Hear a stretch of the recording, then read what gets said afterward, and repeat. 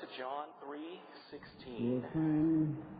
I will say that the message And we that sang this morning that wonderful and grand old message. I don't know about you, but I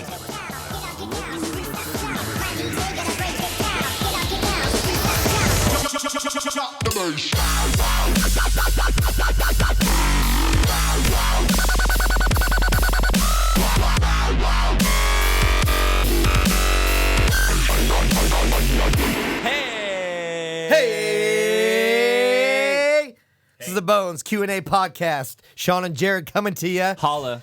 from the Bones production room in the front of the Student Center at North County Christ the King. Center. Hope you're doing well today. Jared, how you doing? I'm doing great. How about yourself? I'm good, man. Hey, Excellent. You're smelling kind of nice today. I wore my mom's deodorant. That's nice. What kind is it? It is Degree, just for women. Ooh, strong enough for a man, but pH balanced for a woman. And I can wear a black dress. Wow, you look good in that black dress, by the way. Thank you. I wish everyone there can see it. I love audio. So, Jared, a lot of people might be wondering why we're occupying microphones right now. I'm wondering that as well. It's good. Do you have an answer for them? Yeah, that's why I Perfect. brought you here Perfect. today. All right. I was a little confused. So the idea is that we're going to give students an opportunity to ask us questions, and any kind of question they have about their life, about God, about His character, questions about the Bible, whatever they have questions about. We want to be partners in helping them answer those things, Even if it's about theology? even if it's about theology. So tell me, what are we doing in our first radio show here, Yeah, Sean? you know what I thought would be Podcast. really Correction. You know what I thought would be really important is for us to start asking, hey, here's a question that we've both asked that's been pivotal to our faith. Perfect. And here's the answer that we found. All right. Well, what's your question then?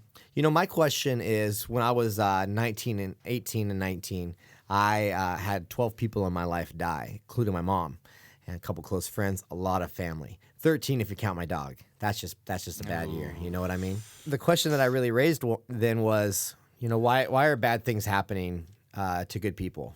Why are we experiencing suffering in this life? How can God be good? And I really found the answers to my question in the book of Habakkuk. I remember sitting the night before my mom's funeral. I'm sitting in my living room. It's dark. I have a flashlight, and I'm looking through my Bible, trying to find some answers because I feel like I'm so angry at that point because my world just upside down. And I really had to ask myself the question, God, where are you? And why aren't you being good to me right now? And God really spoke to me and said that I was asking the wrong question. And He brought me to the book of Habakkuk. Habakkuk starts off and he says to God, violence. I cry out violence to you and I don't save. What was amazing to me about Habakkuk's story was that he said that he was coming from a position where his whole nation was being attacked. And he knew that everything was going to become unstable, that his family and would be either killed or taken into slavery. He was terrified. And his question was, hey, God, if we're your chosen people, then why are you allowing this suffering to happen? And so he yells out violence. I cry out violence and you don't save. Where are you in the midst? Are we not your chosen people? And God retorts and says, hey, look and be amazed. Watch and be utterly astounded. For I'm doing a work in your day that you would not believe, even if I told you so. And that was the beginning of the kind of dialogue that I was having, or the inner thoughts that I was having concerning God. Hey, God, where are you? I'm crying out to you, and I don't even feel like you're here. I feel awfully lonely right now in the dark, night before my mom's funeral. And then God gives Habakkuk some comfort. He watches over him. He says, keep pursuing me. And Habakkuk makes this statement, I'm not satisfied with this answer. So I'm going to go up to my watchtower, and I will wait for you to respond to me. I don't have a watchtower, and it was late at night. I didn't have time to build one. And so I just pretended that I was in a watchtower on the floor of my living room, and I just continued to read the passage. God goes on to tell Habakkuk, actually, that it's not going to get better. It's actually going to get worse for him. But that in the midst of this, God's people would be redeemed and that they would turn to Him and experience His love. Ultimately, it comes down to Habakkuk returning to the Lord and saying, look, even if the stalls are empty, even if there's no olives on the vine or on the trees, even if the vines are empty and the fields are barren, yet I will hope in the Lord. I will trust in the God of my salvation. He has made me as sure-footed like a deer. And that really impacted me because I think for the first time in my life, I have always tried to define God by my circumstances. Well, if bad things are happening to me, then God must be bad or must be angry at me. If good things are happening in my life, then God must be happy and doing good things for me. But what Habakkuk is really laying out is, hey, man, God is bigger than me. And he loves me unconditionally. And my circumstances are not the result of God's fleeing judgment, but are the result of sin in this world. When Adam and Eve sinned in the garden and they broke God's will, they invited through their actions death, and in fact cursed preceding generations, all of our generations, to death.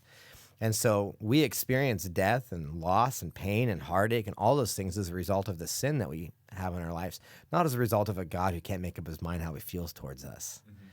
And so I remember that day, that night, saying, Lord, I want faith like this.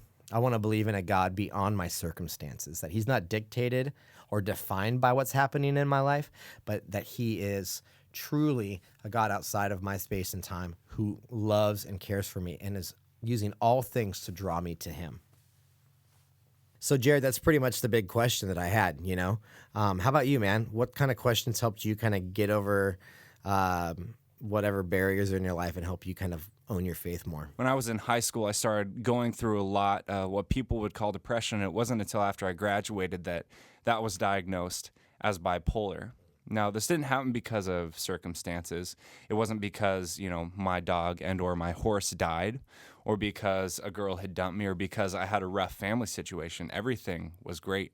Things were going well, but it just manifested itself into me abusing myself, into self-mutilation. And it wasn't that something had caused this. It wasn't that I asked for it. But time and time again, as I sat in my room in the dark, I didn't have a flashlight. But as I sat there and these things were going on, as I just asked the question, why? And I think a lot of people have that question. It's one of the best questions ever, is why? And what is the purpose behind this? Why am I harming myself? Why am I so low? Why am I so down? I can't see a reason behind it. I can't see a cause and I can't see a purpose. I'm sure this is going to work out for the good. As I started getting over it and I started feeling healthy again and medication started working out, I was like, well, at least the good is that I'm alive.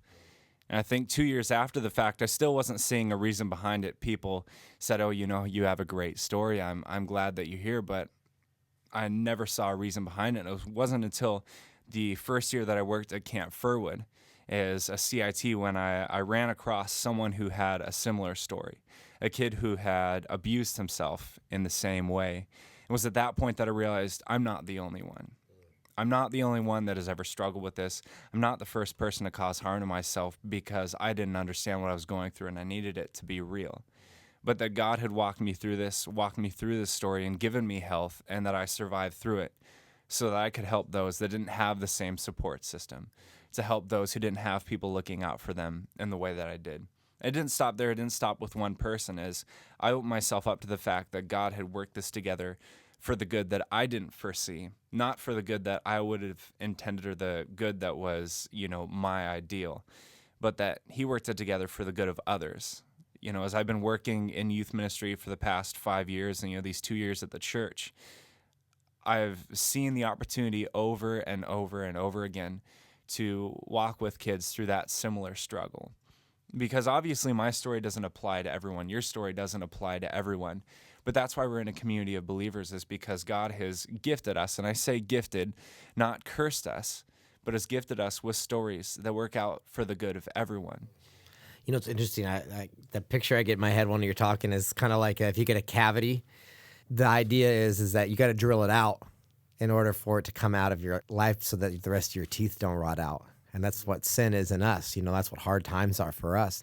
Hey, if you got questions for us here at the podcast, you can go to facebook.com/NCCTK Bones and check out, send us a little note, and we'll keep your questions private. We won't publicize your name all over the place, but we want to hear from you. We want to respond to you, and we want to help you in your journey with Christ. So thanks for listening.